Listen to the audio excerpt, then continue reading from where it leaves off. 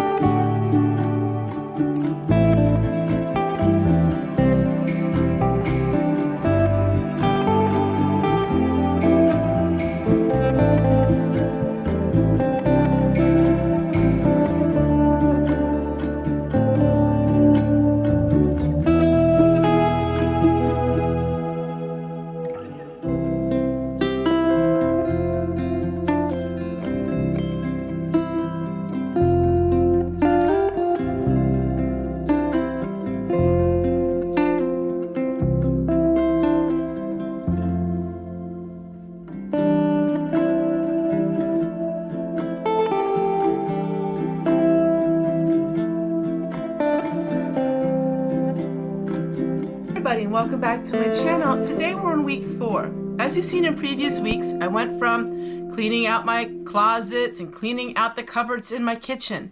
Then I proceeded to clean out the large pantry that had 3 years of food stored. I've been following this book and this book has really been beneficial to me. And now we are on week 4. And what is week 4? Well, week 4 is planning your meals. So we're going to talk a little bit about planning your meals and how do we do that. I'm going to share with you how I do it. So every Sunday I sit at the kitchen table and I work through my meal planning. I write down the meals that I want to make for the week. Now it talked about freezer inventory. I didn't show you too many videos on my freezer inventory, cleaning out my freezers. And I cleaned out my freezers to make room because today I'm going to make my husband's favorite meatball recipe. I'm going to show you that video in just a moment, but I'm going to talk a little bit about planning your meals. Planning your meals is something that a lot of people really don't look forward to doing. It seems monotonous, what to cook, how to cook it. And everybody gets in a rut once in a while in knowing what to make. But if you sit down and have a designated time, take an inventory of what you have, and then you get out some of your cookbooks. For me, I will pick out one cookbook, and for the whole week, I will use that cookbook. Then the next week, I'll get another cookbook out. I always try to add some new recipes in with the ones that I have made for many, many years. So I'm looking here on, it says day 3, but this for me is week 4. Planning your meals. Now you have an organized pantry and an organized freezer. It's so easy to pick out what you need and what you don't have. So today's idea is to brainstorm and come up with ideas to make for your meal planning. Have a meal plan that rotates your meals. I would suggest for 1 month, write down your favorite meals. And then you can incorporate them into your meal planning and then add some new meals. You always want to try new foods. For me, it's cooking Chinese food. I've never cooked Chinese food in my life, but Coffee with Kate really got me on to cooking Chinese, and we love it. Stir fries and all of those wonderful things and flavors that are very different for this girl who's Pennsylvania Dutch. You look through your inventory, you know what you have, and you can pick out the meals accordingly. So if you have a pizza night, well, then you know you need to make sure you have supplies to make pizza. Some people have Taco Tuesdays. The same theme goes there. Make sure you know what you have in your pantry and then go by that. A lot of times people will go to the grocery store a couple times a week because they don't have any items.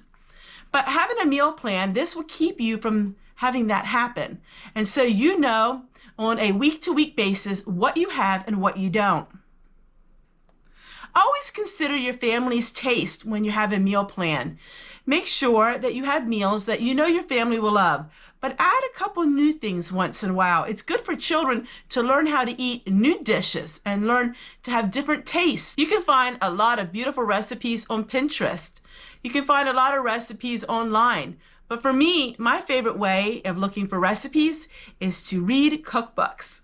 Cookbooks weren't meant to be read. They were meant to look through, but I like to read them.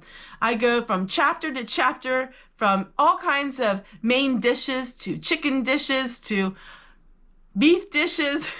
I like reading cookbooks. If you're into a zero spending month, it's easy to do that when you meal plan because you can go through your cupboards and you can pick your meals accordingly to what you have.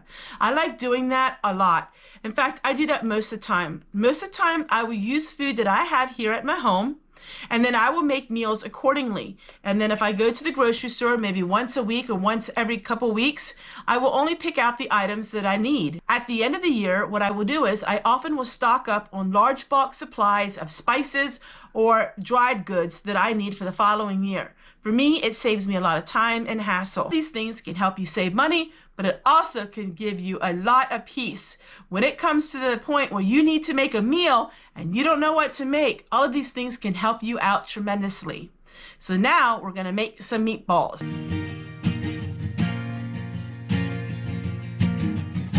What I'm working on today, it's called pineapple meatballs. Now, the recipe calls for 1 pound of ground beef, but I am going to triple the recipe.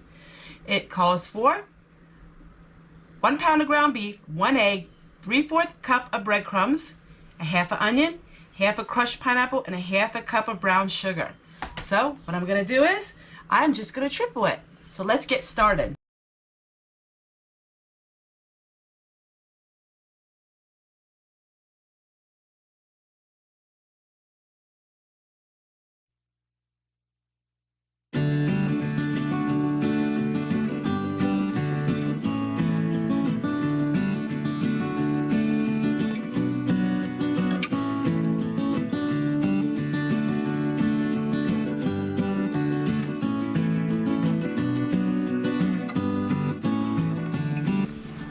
So it calls for crushed pineapples, and I don't have that. So I'm gonna make it work with this.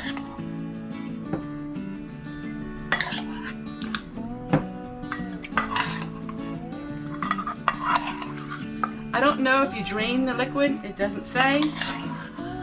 I have no clue, so I did drain it.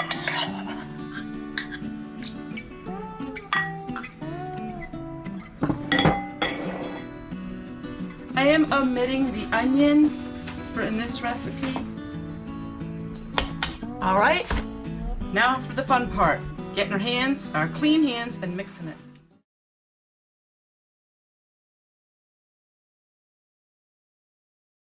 All right, so I have all my ground beef here, and I'm gonna make meatballs and put them in the pans.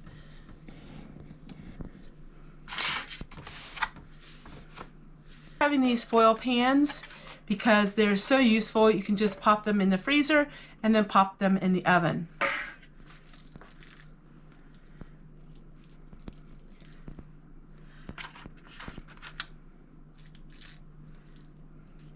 All right, I'm gonna go ahead and make these. Now we are adding our own sweet and sour sauce. It's very simple.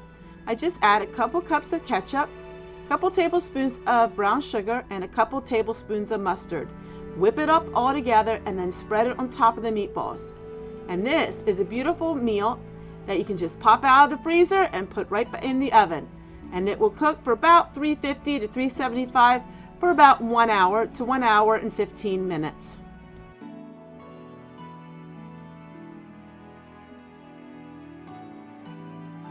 Remember, when you're freezing cooking, make sure you wrap it real good so you don't get freezer burn.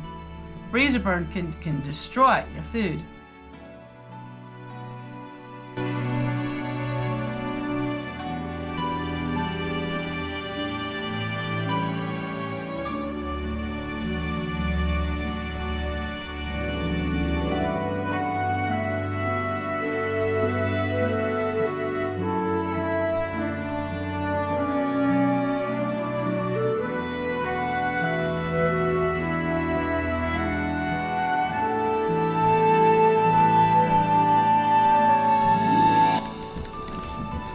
And don't forget to label. How many times have you pulled something out of the freezer and you had no idea what it was? Labeling things can be your best friend.